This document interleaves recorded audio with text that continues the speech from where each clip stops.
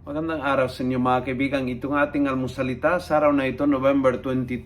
Ang ebanghelyo natin ay Luke 19:45 to 48.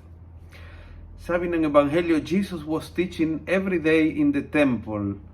The chief priests and teachers of the law wanted to kill him, and the elders of the Jews as well. But they were unable to do anything, for all the people were listening to him and hanging on His words. Dahil ang mga tao ay nakikinig ng taimtim sa salita ni Jesus, walang matutupad sa mga masamang balak ng mga eskriba, ng mga pariseo, ng mga matatanda ng bayan. Maraming silang plano para saktan, hulihin, at patain ang Panginoong Jesus. Maraming binabalak nila, pero hindi ito umobra dahil taimtim na pinakinggan ng tao ang mga salita ni Jesus. They were hanging on His words. Beautiful. Yung parang kapit sa kanyang salita. Hangin. It's like pag ikaw ay nasa harap ng bangin at babagsak ka pero may kinakapitan.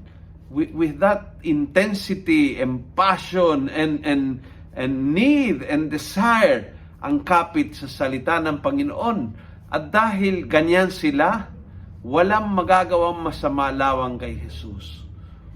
Napakagandang inspirasyon sa atin to hang on the Word of God, to really to hold with all our strength to the Word of God.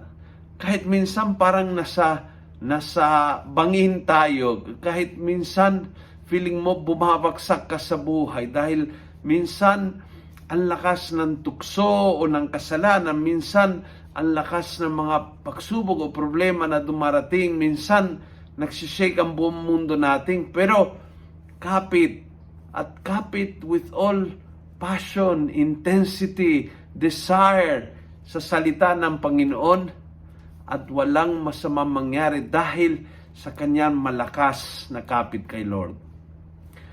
Kung nagustuhan mo ang video ito, pass it on. Punuin natin ang good news sa social media. Gawin natin viral, araw-araw ang salita ng Diyos. And God bless.